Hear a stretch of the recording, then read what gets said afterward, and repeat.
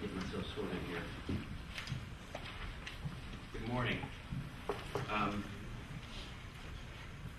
there just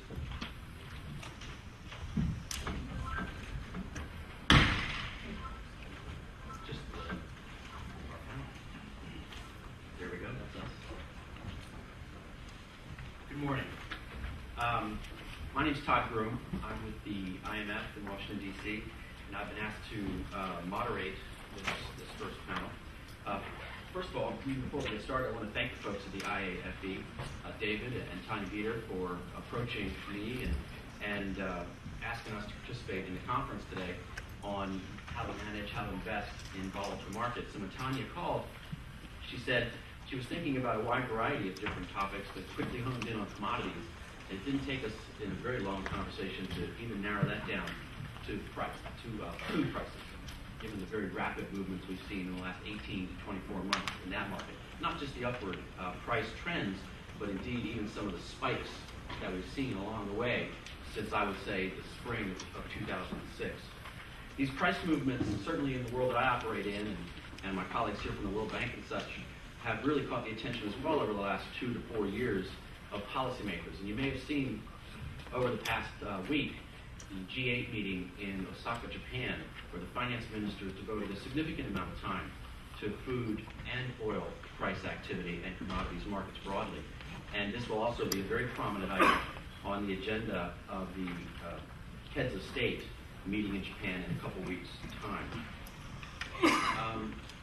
In opening this up, I thought I'd just try to lay the landscape a little bit about why this has gotten the attention it has and why we are in this volatile situation, or potentially my view as to why we are. Food prices, as I said, have really been rising for 4 years or so, but quite dramatically, I think, with volatility increased since April or May of 2006, whereas energy prices arguably started moving 2 to 3 years before that. Food has really been in a catch-up mode in some respects. Some argue because of some of the influences from energy through fertilizers and gasoline and other costs related to distribution.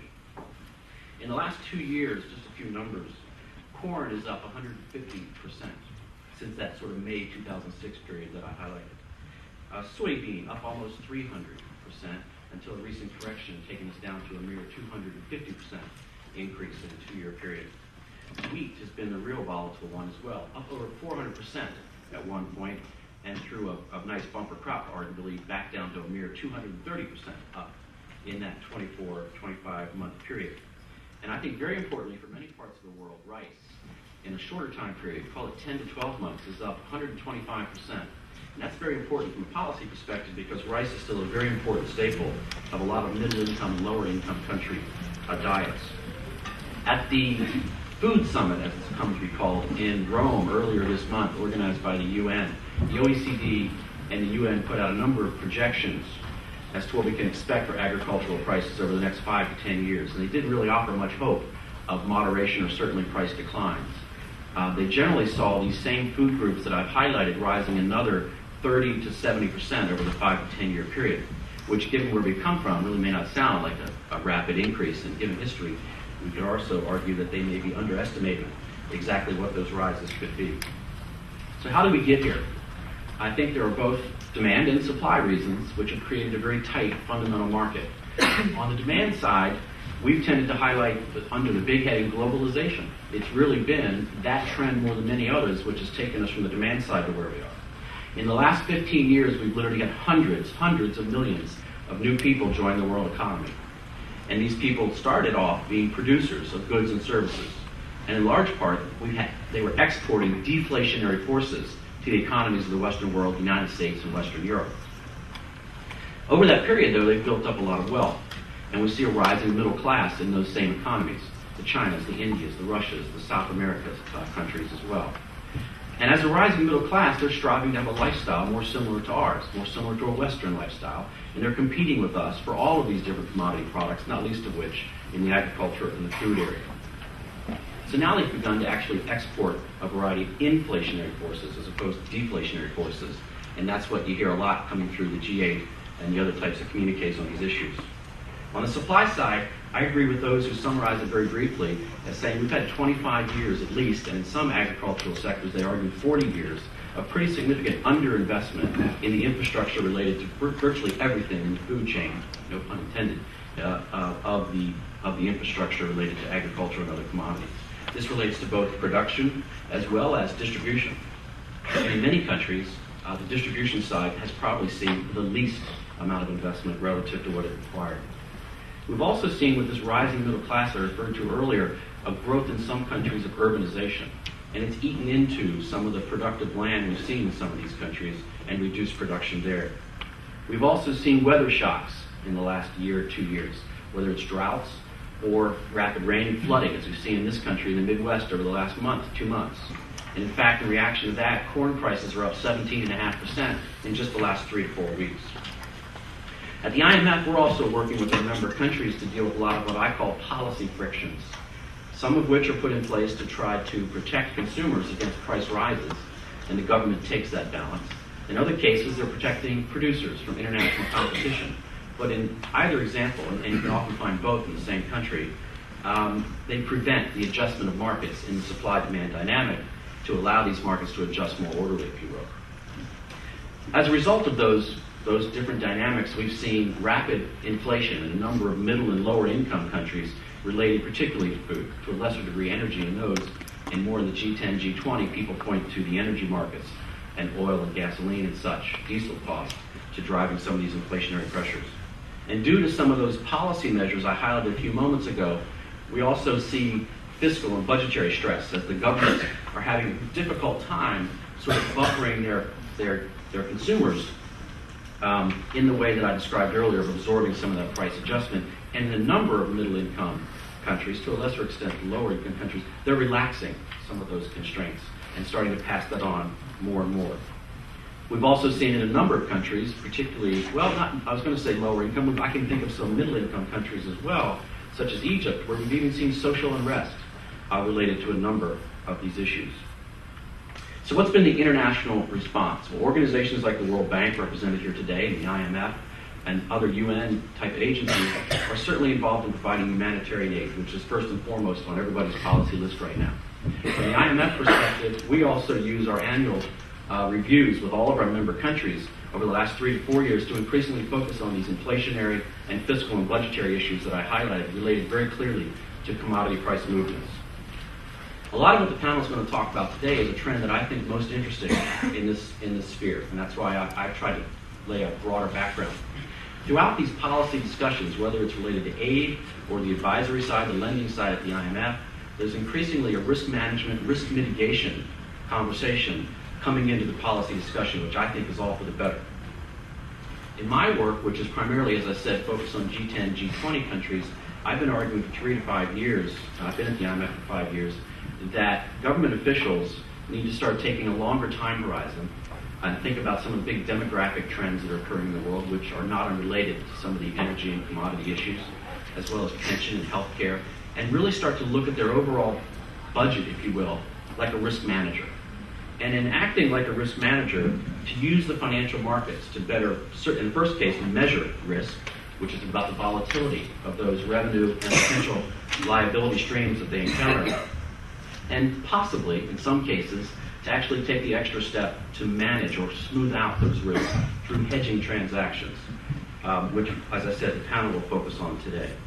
In a handful of countries, we've actually seen country risk officers be appointed, be named, in some cases through not just the government in power, but the multi-party system.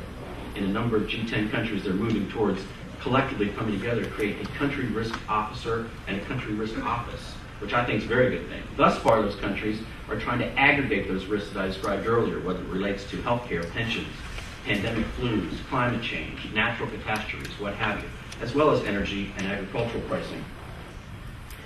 Interestingly, though, they haven't really executed much hedging activity yet.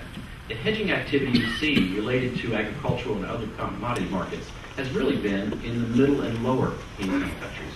And I think increasingly we're going to see it in the middle income countries for a variety of reasons.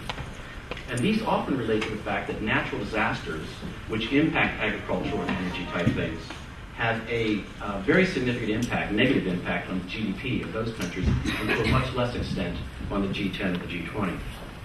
Some of these transactions have involved market solutions. such as what I would call macro hedging transactions, like drought insurance for a country like Ethiopia, and Julie is involved in a new program for Malawi. Others are very traditional financial market instruments, options, futures, executed right on the exchange. They tend, in my experience at least, tend to be more involved on the energy side than on agriculture. And then there's also these increasing dialogue about off-market bilateral arrangements between governments and private sector, or I'm sure between private sector and private sector, but my focus has been much more on the government side. All of these issues, I think, our panel will touch upon during their presentations today. We're lucky to have people from a variety of different disciplines that focus private sector, public sector, legal, and financial markets.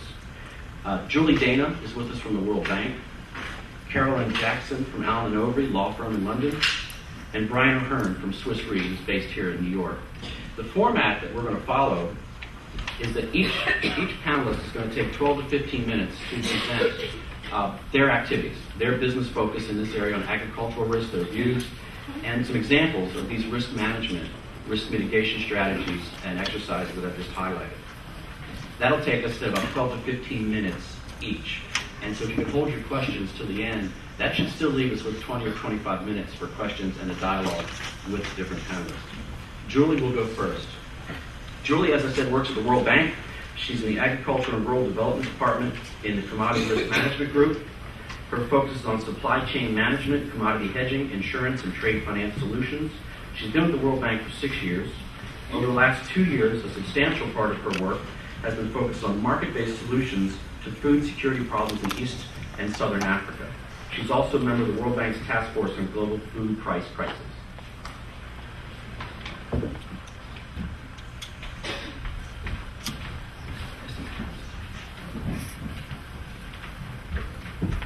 Thank you, Todd, and thanks to all of you for the invitation to speak here today. I'd like to just recognize two of my colleagues that are with me. Stephen Schonenberger is back there. He's representing, we're stationed here in New York, I think temporarily, to coordinate the World Bank's collaboration with the UN agencies on the food crisis response, and Paola Maru from our Treasury Department. Before I start, I just wanted to just make the point that when we use the phrase financial engineering, we're really kind of going back to the basics. So in many ways, we're not using a lot of the technical and quantitative kind of stuff that most people in this room would do. Our engineering challenges are a bit different, and basically trying to go back to the basics of risk management and insert them into policy processes so that developing countries who have never ever looked at these markets can start to understand them and start to use them.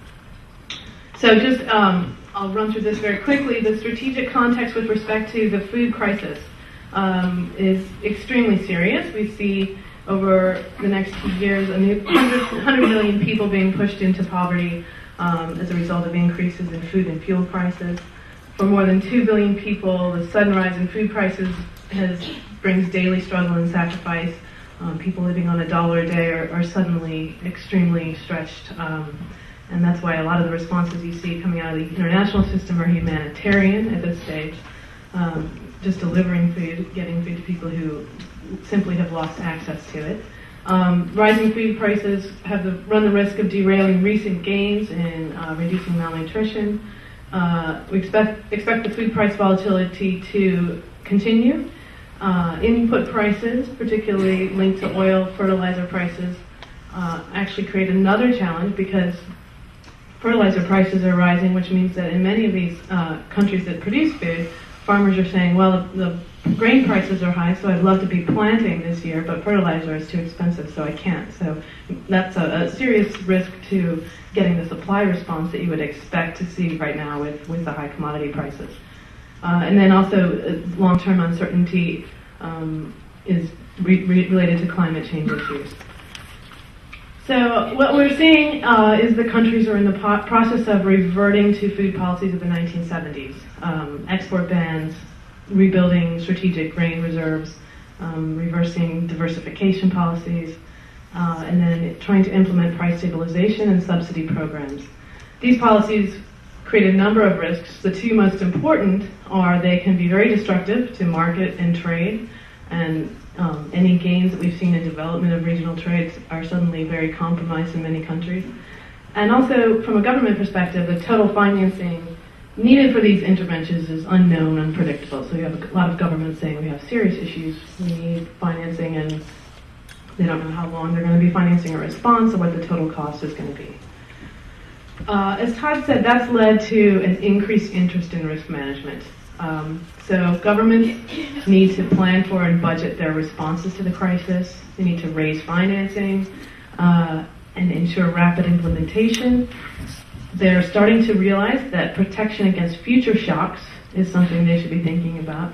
In the international community, there's a concern about maximizing the value and impact of the financial assistance that is available and making sure that resources through our other programs are not diverted, so the longer-term work is not diverted for short-term measures. So both of these things have led to a renewed interest in sort of looking at risk management before the problem, or ex-ante solutions, because governments and the international community and donors now realize that reacting to these things after the fact can be extremely costly, difficult to finance, and also difficult to implement when you're already in the middle of the crisis. So the group that I work in is called the Commodity Risk Management Group in the World Bank, and we're primarily focused on this issue, which is trying to implement risk management in developing countries. We see a serious market gap between banks, insurance companies, trading companies that offer hedging products and solutions in developing countries that need them. There's no good literature out there that really quantifies the amount of unhedged commodity risk in these markets, but it's massive in Africa and Asia and Latin America. So why is there a market gap? Obviously, huge capacity constraints. The language of risk management is all very new to many policymakers, even to private sector actors in countries like Africa and Asia. Credit constraints, trust issues. Many governments don't trust these products, a bit frightened of them perhaps. Governance issues. And we also face a challenge of trying to get people to shift a mindset away from appeals-based aid after a problem hits. So our role, and we've been doing this for about 6 years now, is just try to bridge this market gap. So a couple entry points for market-based risk management, some of the things we're looking at. Particularly, this is related to the food price issue. At the government level, we've talked about this in the past and never had much interest, but governments certainly could and should take advantage of standalone financial hedges for key commodity imports and exports. So a country that is exporting aluminium and coffee and importing maize from South Africa, has a very specific exposure and could potentially use out-of-the-money Asian calls and puts to protect itself against not the small movements, but the big shocks to those products, because the governments, everyone in the supply chain, producers, banks, trading companies, exporters, all the way up to the government gets affected by these swings in commodity prices. We are working on OTC physical hedging solutions and trying to see how to develop contingent import-export agreements based on call options. I'll talk a bit more about that. That's particularly helpful, potentially, to countries that are importing grain. Trade finance structures that provide price protection. This is another sort of new approach to strategic grain reserves in some countries. We're trying to encourage repurchase options, which create the conditions for the private sector to manage the grain reserves. And then a lot of countries are implementing price subsidy programs. We're trying to say, how about a market-based price stabilization program? Let's use the market and try to hedge some prices to achieve the stability that you're looking for at the local level. And the last product is weather risk management. I'll talk a bit more about that, but using weather derivatives and insurance to provide contingent financing to countries that are exposed to particularly drought. I'll just give you an example of some of the things that we do. And as I said, this is financial engineering on a very basic level. So this is something I was involved in this year. The government of Haiti, you may remember in April 2008, was on the front page of every major paper with riots against rice prices, increasing severe social, political, and economic instability. The president was very concerned about his position. The UN was called in to keep the peace. And very quickly, President Preval announced a price subsidy and sort of achieve the calm that he needed to see in the country and the public, sort of unrest began to subside. We were called in to respond in May and June, and the first thing was that the bank provided a $10 million grant to Haiti to cope with the emergency.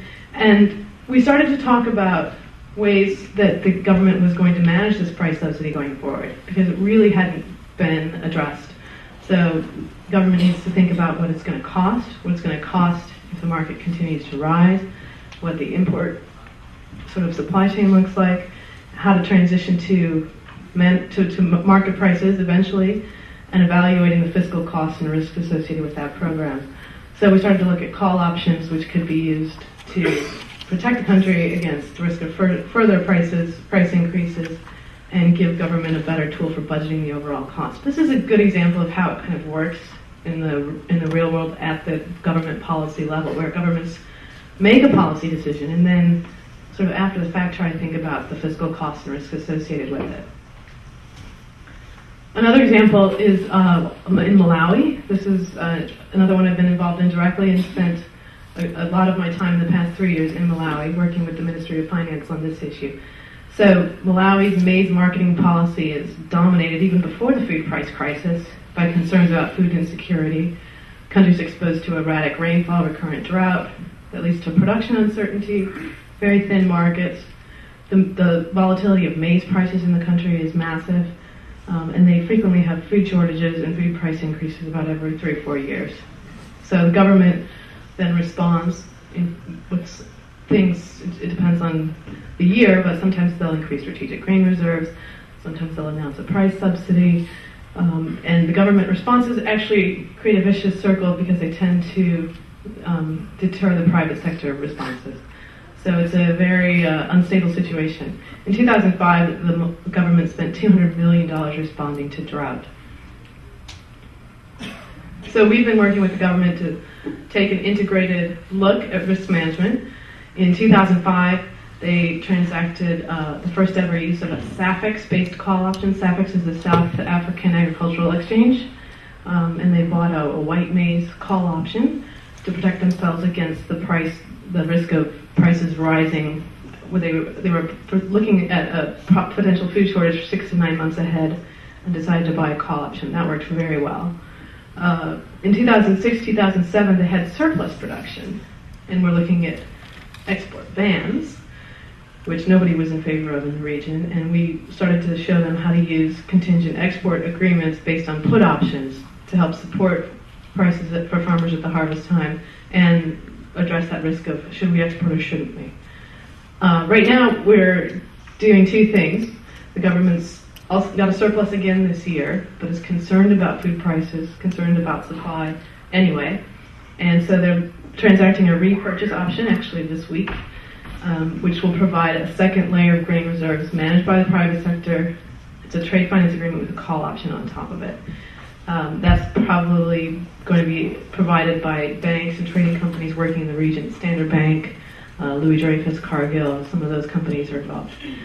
So we're also helping them transact the first ever weather derivative, which I'll talk more about in a minute, which will provide contingent financing in event of a catastrophic drought. So, as I said, this is financial engineering on somewhat of a basic level. It's trying to develop these customized products that really address the needs of the government. So the weather derivative program is a new one. About 2 weeks ago, the World Bank Board of Directors approved a proposal to allow our Treasury Department to intermediate weather derivatives on a macro level for governments who are client countries. So we had been working on this in advance and had developed a product and a weather derivative customized for Malawi. It's an index that captures the drought risk. It's based on the government's own maize yield assessment model. The weather data is actually fairly good there. There's 23 stations with excellent data over 40 years, so we could actually build the model. Along with that, we're going to be investing in upgrading the weather systems for them. The premium for this contract is going to be paid by the UK government, and the European Union and USAID also have an interest in these. Why? Because they're interested in jump-starting and testing this approach to using risk management tools ahead of problems. Just from an operational perspective, this is how it would work. The World Bank will intermediate these contracts for governments, hopefully with the market, with an independent data provider. And this goes back to that issue of bridging the gap. We understand that from a commercial point of view, it doesn't make a lot of sense for many of your corporations to go out and spend weeks, months, years in Malawi developing the relationship, building the model. We think that that's a public good that can be offered by the World Bank at this stage. And in an attempt to try to bridge the market gap, build the capacity, and then eventually step out of those contracts so that governments can transact directly with the market. So the value of our intermediation, as I said, building that capacity, that's probably the biggest challenge. And so that's developing the model, legal capacity, transaction capacity, how to do a bid on this kind of a product, communications, how do you communicate to people, how do you communicate to Parliament. Often we have this works well in countries where you have a real aggressive Minister of Finance who wants to do these things, and he's very nervous about how he communicates to his party, to the president. So communications and that capacity building is key. We think that from a treasury perspective, we are actively doing business with many banks on currency hedging, interest rate hedging. So we have relationships already established and believe that we can help attract market players, more market players, than the government would be able to do on their own. Particularly with this weather derivative, there's a bit of a moral hazard concern. The government owns the weather stations, so one could say that there's a risk that they will tamper with the weather data in the interest of getting a payout from the contract. So we'll have an independent weather data observer, and the bank's intermediation of the contract, because of our relationship with these governments, we're doing a lot of lending with them, is hopefully something that can mitigate that risk. And finally, in terms of pricing, the bank's intermediation, we hope, will help reduce pricing to attract a wider spread of market players. I guess just to end, I would make a plea here for your ideas for increasing the level of collaboration between the public and private sector on this issue. We need to provide constructive policy advice to governments about how market solutions can achieve some of the same objectives as what they're doing now, which are often destructive to the market. We are interested in supporting innovation in this area, and we need help from commercial sector to do that, and supporting technical work to test the products and applications, and also co-financing premiums for things like option contracts and derivatives. So that's basically what we're up to, and I learned earlier this morning that we can't get a list of all of your names because it's top secret. So if anyone who's interested in this work and would like to contact, or discuss it further, please do let me know, because I can't contact you.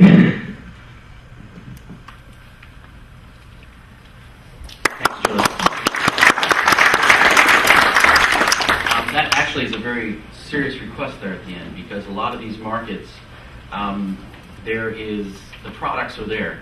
And people like Julie, and to a lesser extent, those of us at the IMF, are trying to help facilitate a demand through a risk management culture in the governments.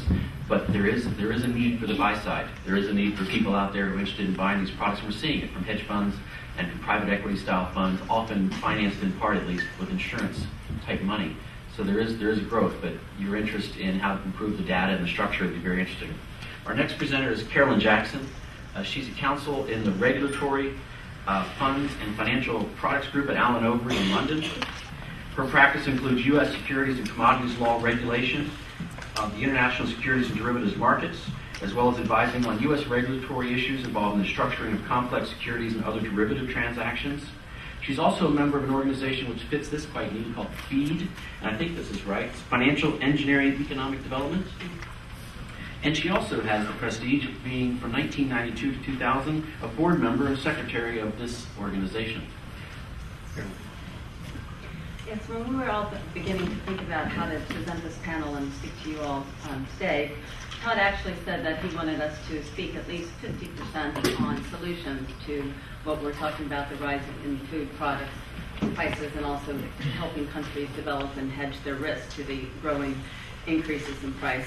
So actually, as a lawyer, normally what I do is just try to regulate everything and increase costs rather than reduce costs. So this actually does give me an excellent opportunity to talk about one of the things that the legal community is doing in conjunction with its accounting, academician brethren, etc.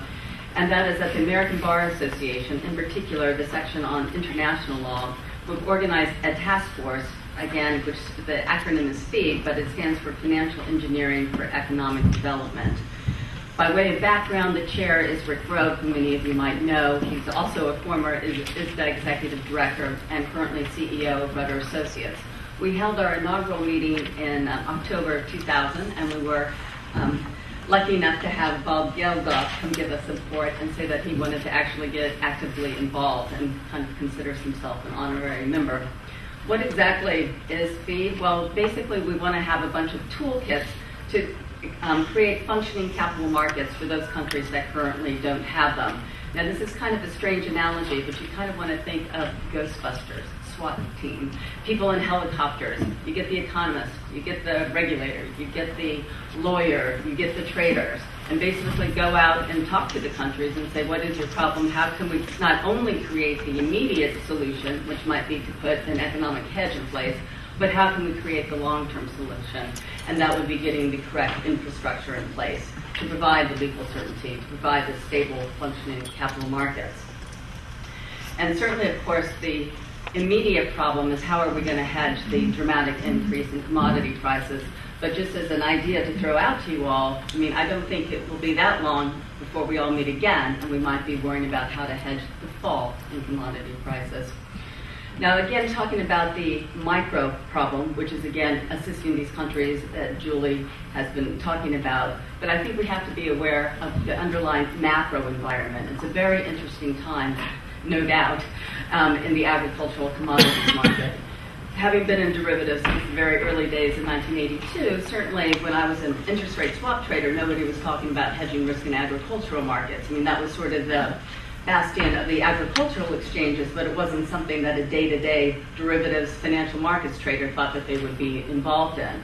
Well, the world has become quite different today, and certainly agriculture is one of the hottest asset classes. So we need to take a look at how are we going to solve the micro problem, which are the critical problems, in the face of this big macro change, and that basically agricultural volumes in terms of trading has grown massively. Even though Todd has alluded to this, I just wanted to go outline basically the 6 factors that seem to have really led to the dramatic increase in commodity prices, as well as the underlying increase in the volume of trading in commodities. And these are, unfortunately, are not my ideas, but I have to give credit to the Chicago Mercantile Exchange. Weather, disease, I mean, that's something, as a former interest rate swap trader, that normally wasn't a day-to-day concern of mine. But certainly in the agricultural world, it is very much one, whether it was the drought in Australia or the flood in China. As was alluded to, many countries have become wealthier. When that happens, there's a focus on eating more meat products, which means that you need the supporting grain products, so again, increasing the underlying commodities. The biofuels, that has led people to turn to maize and corn at the expense of soybeans and wheat. As Julie alluded to, quite often in the agricultural sector, way more so than in interest rates and currencies now, the knee-jerk government reactions to try to implement government policy, whether that's export controls or, dare I say it, regulation.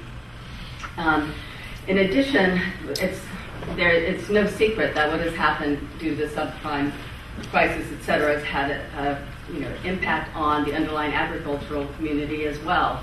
I mean, one of the big issues when we're going to talk about the micro solution for these countries is really the credit risk and also the liquidity. And there's no doubt that the underlying turmoil in the financial markets has led to grave concerns both about credit risk and liquidity risk.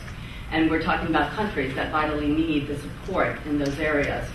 And finally, probably my favorite topic, just because of having been in the interest rate side for so long, is really just this whole development as commodities as another asset class. I don't know if you all remember back in 1984, but a group of farmers stormed the Chicago Board of Trade saying, we've got to criminalize futures trading.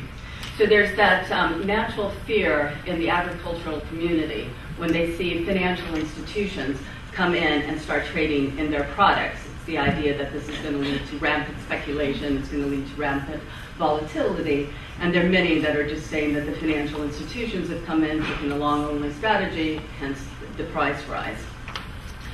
In the United States, commodities is regulated pursuant to a federal statute known as the Commodity Exchange Act. And the central regulator is the Commodities Futures Trading Commission, the CFTC. And not too surprisingly, in the United States, there has been a lot of pressure on the commodity regulator to address what's going on. And so on 22nd April, they held a roundtable to have an open discussion with all the participants in the agricultural community, whether that was the financial institutions, whether that was the farmers, the bakers, the cotton growers, the regulators, etc. And it was a very good discussion, and there was a lot of price discovery information. And I think the outcome of that meeting was a general, not total sanguineness, but pretty close, that if you actually looked at how the agricultural trading markets were growing, even though it was increasing, the percentages of who was in the market was actually staying relatively constant. But not too surprisingly, Capitol Hill was a little bit less willing to think that nothing needed to be done. So basically on 4th of June, Chairman Lucan put some proposals in. So basically there's going to be a tendency for more disclosure and reporting to be required and fed to the CFTC. And instead of increasing the exemptions for speculative positions, that's going to be pulled back. And there was some talk about basically letting an exemption come through for those players in the market that only wanted to hedge risk but didn't have any underlying need for the commodity. But that has been backtracked as well. And just so to keep it in mind, the Commodity Exchange Act was originally known as the Grain Futures Act back in 1922 when it was passed. And so certainly near and dear to the CFTC's mission is to defend the integrity of the agricultural market. But against that big backdrop in the macro sector, what can FEED do at the micro level? Well, in addition to designing the risk management strategy, it really is about trying to get the supporting infrastructure so that the governments can put into place a well-functioning capital markets. As our main toolkit, we basically have been looking at the countries that most of the members of FEED have come through and take a look at their legal and regulatory framework.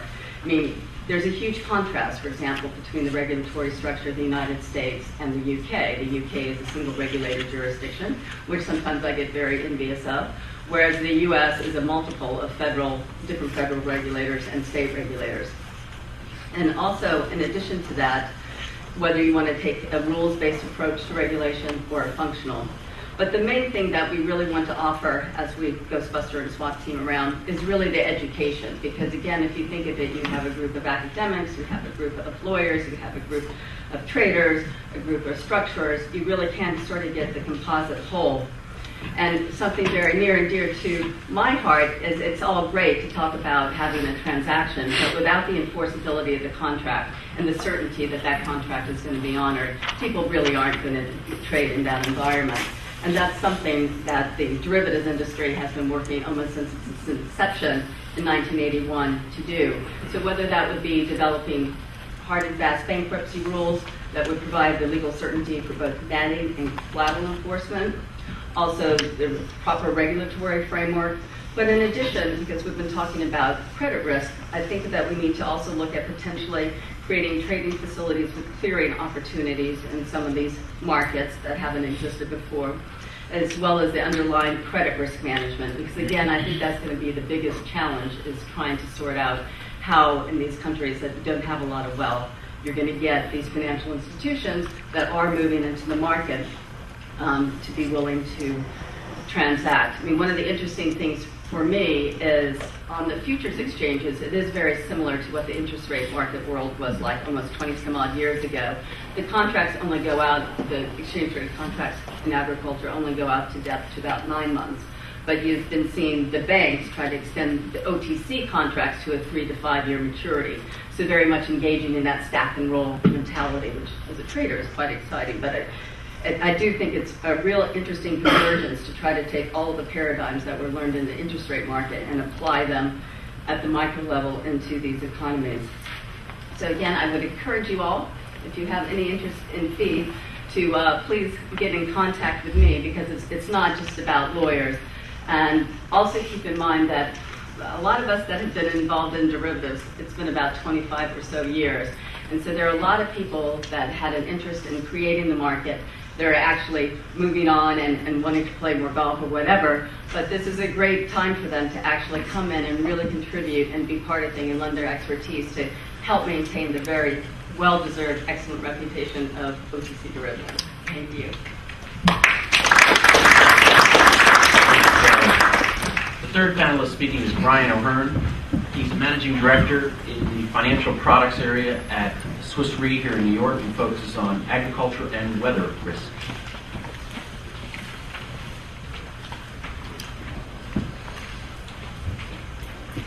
Thanks, Todd, and thanks to David and the IAFB.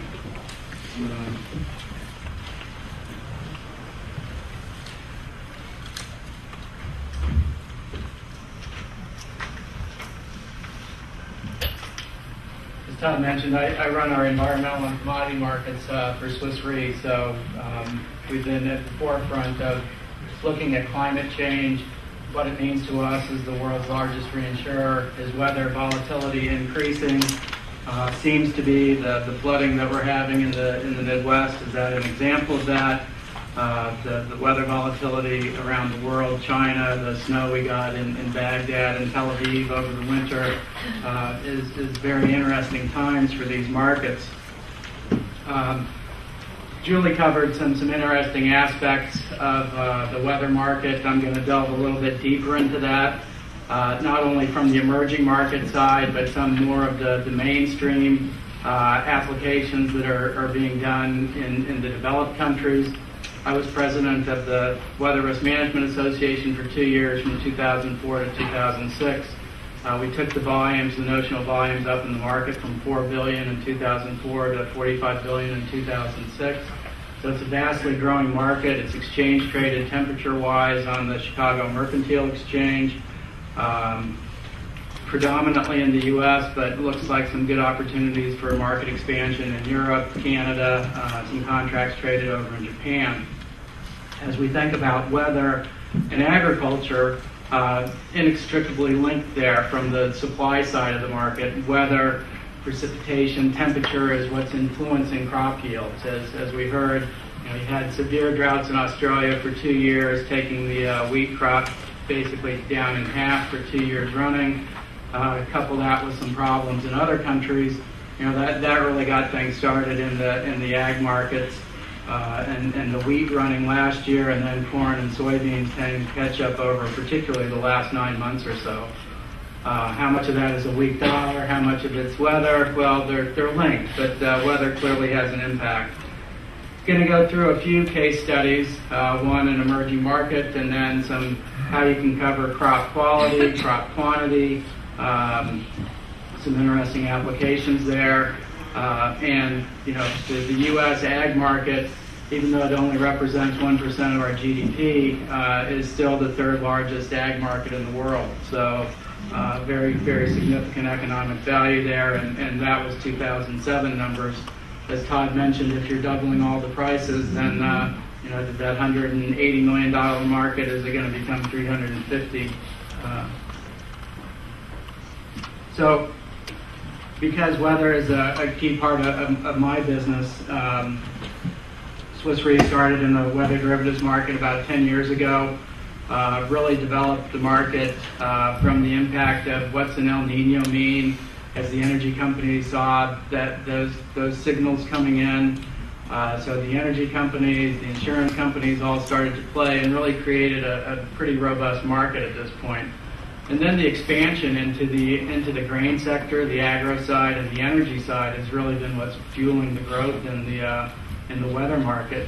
As we had the storm season in 2005 with Katrina, Rita, and Wilma, you knocked 10 BCF of gas off in the Gulf of Mexico, and then you had very cold starts to the winter, so natural gas prices really started to go on a tear. This winter we had what was closer to a normal winter, particularly in the Midwest. Gas is well under where it was last year, and you've got $13 gas again. It's as high as it's been since the storm season of 2005. So weather affects the supply side primarily on the agricultural side, as I mentioned on the energy side as well from Gulf disruptions. On the demand side, the agro market had traditionally been supply driven until, as Todd mentioned, the demographics of the world, more people eating meat, takes 10 times as much grain to go to fatten the animal as it does if the grain went directly into the human consumption. So the demand side is really starting to pick up with the biofuels as well. Interesting aspect from the trading side is that weather is not influenceable and rarely predictable. It's a very good non-correlated return if you're looking for diversification in a portfolio. Swiss Re is also the biggest issuer of catastrophe bonds or insurance-linked securities. We have a lot of the same investors, hedge funds, banks, between our ILS group and my environmental group that are looking for these non-correlated returns. So with the global warming, the climate change impact, this market is poised for significant growth, and as you're thinking about engineering new solutions, it's really some pretty fresh territory. The structures that you can create are only limited by your imagination, whether it's for an energy company, construction company, agro companies, which is the focus of our discussion today. So weather risk management, financial protection from weather conditions that adversely affect earnings, really developed as far as volumetric risk. What are crop yields going to be, how they are impacted by temperature and precipitation patterns. So if you're a grain handling company, processing company, railroad, what is your impact if you have a local crop failure like Iowa's going to have? So on CNBC the other day, they were going through all the Iowa-centric companies, that had exposure there. The railroad, CSX, how much of its, bridges are underwater, what's it going to mean to its earnings, ADM, they're going to have to draw outside of their processing area to get corn into their corn plants. So some interesting ideas there. From our perspective, I'm on the financial product side at Swiss Re. We're not a write and pray company. We're actively managing the exposure that we bring into the book. So to the extent we're doing client structures, we're looking for where the offsets are. So in the agro market, the concern is a hot and dry summer. Normally, this year it's a wet and rainy summer, and so where are the offsets? Hot and dry. You could look into the utility industry. If you have a cool summer, people aren't turning on their air conditionings. In the wintertime, construction and energy are negatively correlated. So how do you bring in those negatively correlated risks into a book? A lot of it's about education. How does weather affect earnings? How do you manage it, and how expensive it is? So weather-related risk transfer products can be written in derivative form, insurance form, reinsurance. As we talked about grain prices, corn over the last 25 years until 3 years ago tended to go off the board in December about $2.50 a bushel. Yesterday it was $7.60 or so. So, have you had a paradigm shift, or is this going to be like some of the bubbles that we've had before? What happens if we put on, like the last bubble we had in the grain market, Carter put export restrictions on and basically collapsed the whole U.S. grain market. Hopefully we don't see a situation like that, but what happens if there's a change in the biofuel regulations, if we lift the excise tax on foreign ethanol? You got a lot of moving parts here. Quanto structures. So to the extent we're covering, say, a hydroelectric producer, it's concerned about not enough rainfall or stream flow and its impact on power prices. So when I say a quanto structure, it might be measured by the weather, how deficient is the rainfall, but we might pay out in power prices. So we'll take that basis risk between the weather and the commodity. We'll go through a number of indices here and some case studies. And as Julie mentioned, the case in the Lowry, if you have one of the requirements that we need in the weather market, or any actuarial or traded market, is good data. That's a tremendous impediment to some of these emerging markets. Malawi is sort of unique, but what happens if you go down to Brazil? They've been clearing rainforest to make way for agricultural production, so that even if they did have measuring stations, if they used to be in the rainforest and now it's been cleared, the weather measurement isn't going to be the same. So what are some solutions to put some structures in place to complement local measuring stations? So a few examples of the products or the term, we can go days and actually can go out to 10 years. So you can have event structures, how much it rains in a particular day, what's the temperature over a season. If you're building renewable facilities, say a wind farm, what happens if the wind doesn't blow? So you can protect against all of those risks. So the ones I've highlighted in red are particularly agro-sensitive, so temperature, precipitation, taking the temperature and precip relationship will ensure a right derivatives on crop yield. The complaint in the agro industry is not really, the particularly precipitation can be so location specific. You've seen the pictures where it's raining on one side of the street and not on the other side. So, you write a farmer a precipitation, put so that they get paid if it doesn't rain. It's not that popular. But if you can go and say, well, I'll protect your crop yields, or even better, I'll protect your crop revenue. So you basically write a yield hedge and combine that with a price floor. Then that's something that they get more interested in. So it tells a little bit about the product development ideas here that you can do. NDVI is an interesting new development in satellite imagery, so you can go to some of these emerging markets and look at the difference between the vegetative health index that was created a year ago and, say, a particularly bad drought, and write a cover that's tied to a satellite image.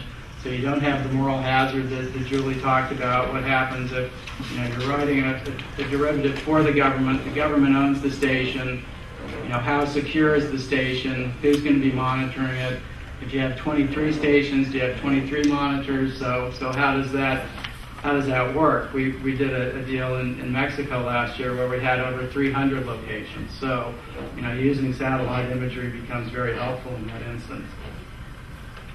The product examples, the traditional side of the market, what trades on the CME is cooling degree days, say for the summertime. So it's the average temperature minus 65 degrees.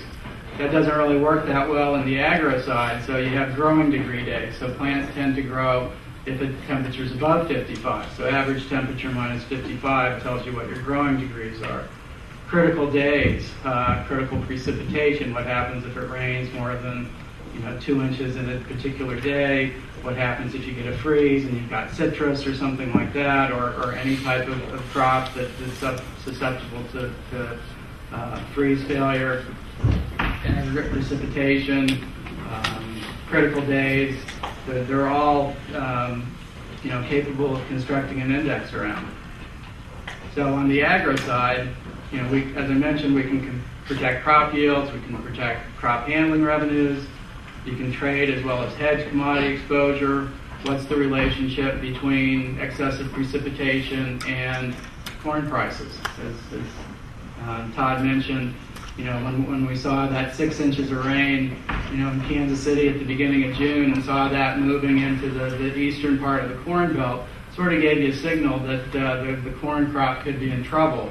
Do you want to go out into the market? You want to do something on trading some grains at that point. And cover increased operational costs. If you're thinking about the agro side, can you write a diesel hedge? Can you write a fertilizer hedge? Can you write an irrigation hedge to the producer so that they can lock their input costs?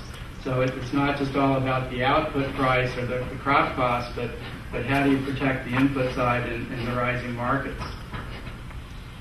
So on the ag side, you can do these weather indices that I mentioned. You can do yield products or revenue products, grain volume, price hedges, fertilizer, fuel, sort of just think about the whole value chain in the ag sector, and it's got a commodity component to it or it's got a weather component to it. that traditional hedges haven't been very well known or used in these sectors. So the wide choice of perils, whether it's deficient rainfall, excessive rainfall, temperature, covering select phases of a crop cycle. So to the extent that it's dry at planting, you don't get the wheat to germinate. If it's excessively wet, you can't get the crop in the ground. So you can go through any sort of growing conditions. So here's one for wheat. The weather index that might apply from planting to emergence, what happens in the winter. If you're looking over in the Soviet Union and you don't have a lot of snow cover, the temperatures get too cold, it kills the crop. So, there's a whole range of products there. As complementing what Julie said, sort of the ex-ante disaster relief to move value up into the front of the chain. So the beauty of the weather derivatives market is we settle our product. It's based on a parametric index. You don't have to prove a loss. You get paid 5 days after the weather measurement. So you can get that relief out to the field, almost instantaneously. Climate change will tend to aggravate weather-related catastrophes. The solutions, coping with the adverse financial consequences, using the pre-financing for the disaster relief or these insurance solutions can provide some very effective aid.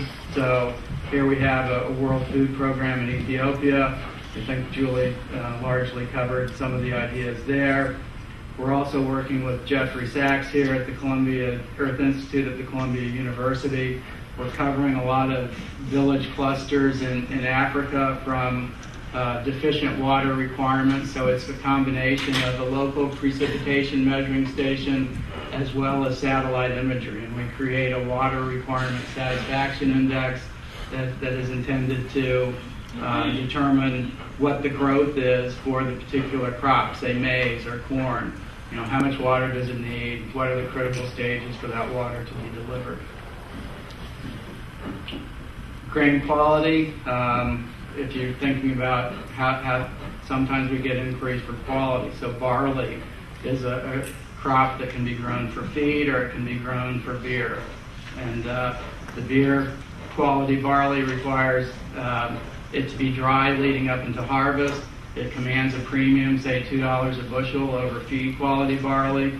So what happens if it rains too much in the 30 days leading up to harvest? It has to be, if it rains more than a certain amount, and the farmers or the producers or the Anheuser-Busch's of the world know what that measuring, what that strike is. When it starts to deteriorate, you can structure a product.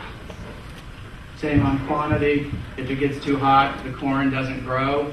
So here's an example of a basket of locations in the heart of the Corn Belt. 25% are equal weight to these measuring stations. If it's too hot, and this is a variable degree day, or the excessive heat, the count is the max temperature over 85 for the day. You accumulate that. It's got a very good correlation. So if you're writing one of these contracts, you also have the ability to hedge in the commodity markets, so that if it's getting excessively hot, you pretty much know you're going to get a decline in yield, and prices tend to go up. So just one shot on the U.S. market. Last year, about $300 billion in value. This year, if we get a doubling in prices, is that going to be a $600 billion market? It's relatively small by GDP standards, but if you think of India, how much of its economy is affected by weather, if you think about any of the emerging markets, you get a much greater percent of the GDP and a much greater economic impact. So in summary, unpredictable weather doesn't mean unmanageable risk. You can hedge. As I showed you the examples, there's a lot of structures that can be created or engineering around the weather. The link between weather and agro, if you're trading grains, you probably need some weather knowledge as well. The interdependence and increased liquidity creates new trading opportunities, and really just limited by creativity as far as what structures you can put for an emerging market, for a developed market. and would encourage people to look into the weather side. And as Julie mentioned, and anyone interested in this space, from the investor side, from entering the market to trade, our structure would be happy to speak to you about how to get into the market, either from the investor or dealing side. So thank you very much.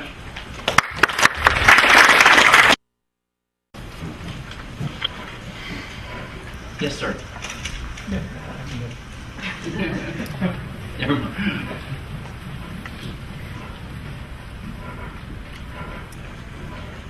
Well, let me ask, okay? Ma'am? Question for the lawyer. Where have we successfully put in legal infrastructure? Well, that is an interesting question, and it's an ongoing one. But in terms of the derivatives market in particular,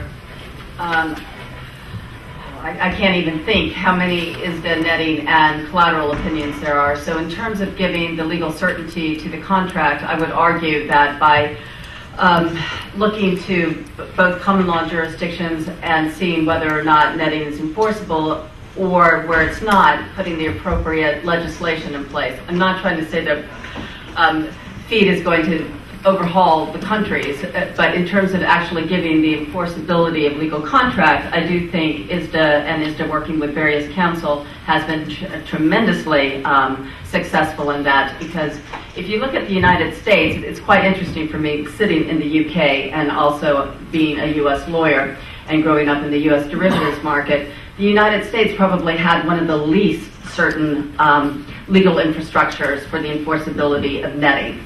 Whereas the UK, under general principles of common law, because set-off is so strongly recognized in the UK, it was probably the best jurisdiction where no legislation has been put in place.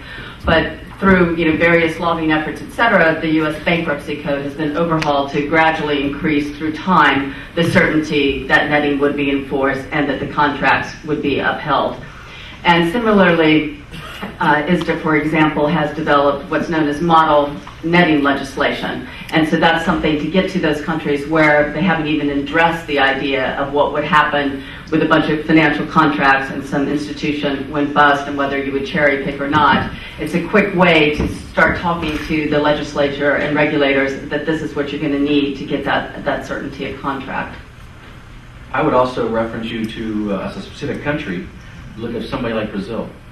As recently as 4 to 5 years ago, if major investment funds in this country or in Europe wanted exposure to Brazilian corporates, they would often go to a JP Morgan, a Citibank, or a Deutsche Bank and do a credit derivative trade with them.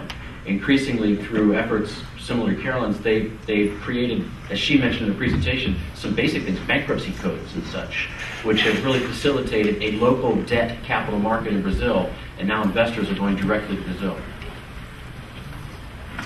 There was another question, similar in the same neighborhood, I think. Yes, sir.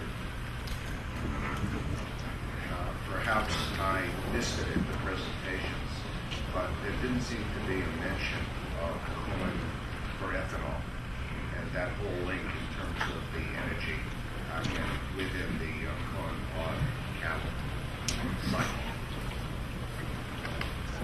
Well, I think as we're talking about the agro market going from a supply-driven market to a supply and demand-driven market, that's obviously a huge impact on demand in the U.S. So the comment, I think, is largely the supply-driven market of the 70s, 80s, and 90s has been replaced by one that's much more precarious balance between supply and demand. And particularly if some of the targets on the ethanol side are to be met strictly by corn, it's going to continue to aggravate. So.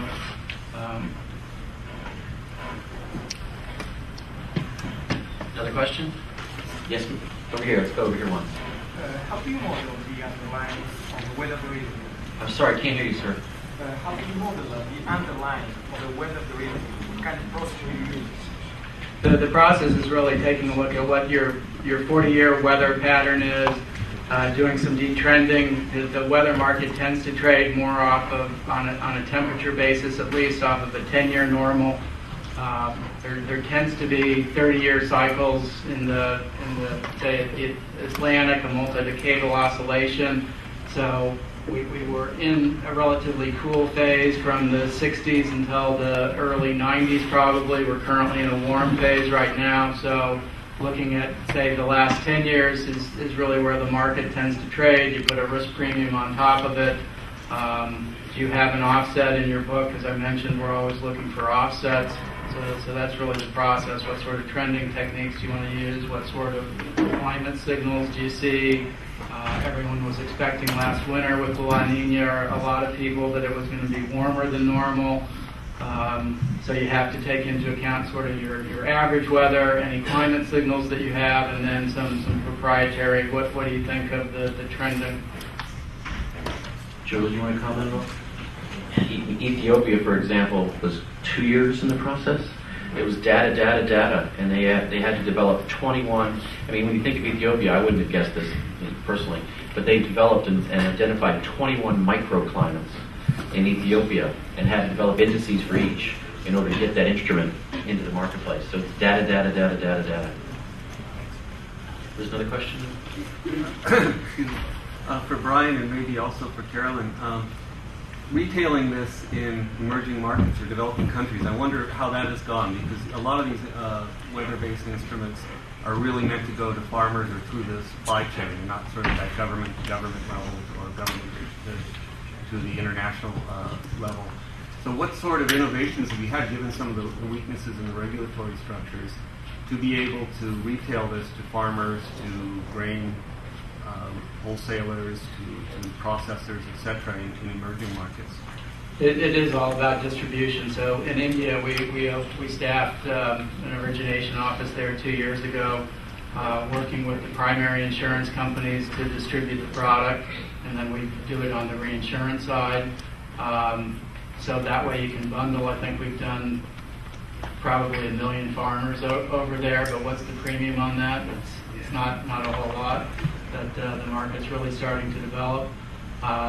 Working with seed companies, so to the extent that if they've got a genetic in the seed that it's supposed to grow through a dry season, what's the critical point? So genetically modified corn now, the triple stack, takes about 6 inches less of water. The root ball's about this big as opposed to the old one was about as big as a softball. So what happens if it rains less than that amount?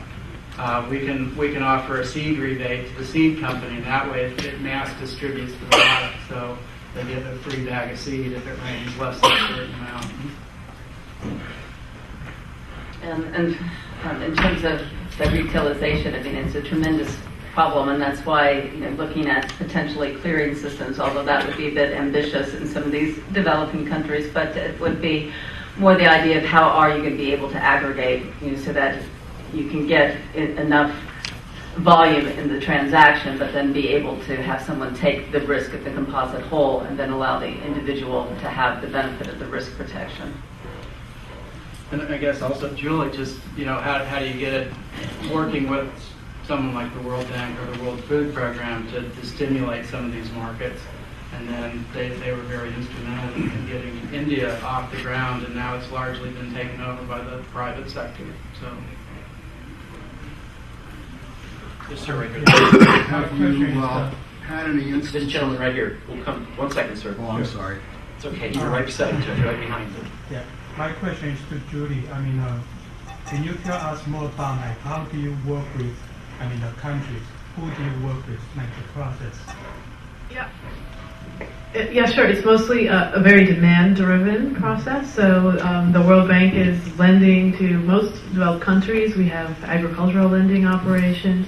We have financial sector lending programs. So there's we have offices in every developing country. So there's a constant dialogue, mostly with government, about what is happening, and a lot of the demand for new ideas comes through that. So the World Bank's counterparty generally is the government, and in a lot of these countries with meeting the Philippines tomorrow afternoon. The Minister of Agriculture has heard about the fact that we have a new global food price response financing facility, which was recently announced as $1.2 billion of financing available for countries that have been affected by the food price crisis. We offer a wide range of menus, activities that countries can access, and one of that is technical assistance on risk management. So as an example, the Minister of Agriculture from the Philippines will be here tomorrow, and we'll meet and start to talk about what they might want to do. My team is actually a bit unique in that we also have funding to provide technical assistance to private sector entities in countries. So sometimes we'll have an insurance company or a producer group or a trading company contact us and say that they'd like some technical support to improve their own risk assessment capabilities and start to access the market for solutions. So it's kind of all over the place, but very demand driven. Last Do question, you sir. have any examples of a counterparty failing, and if so, how was it handled? No, we don't actually. I can think of one sort of, it wasn't counterparty failure, but it was a hedging example gone wrong. It was the Food Authority in Zimbabwe about 6 years ago also purchased a call option to protect themselves from increases in white maize prices on the SAFEX market. And what happened was that how that contract was working wasn't communicated very well within the country.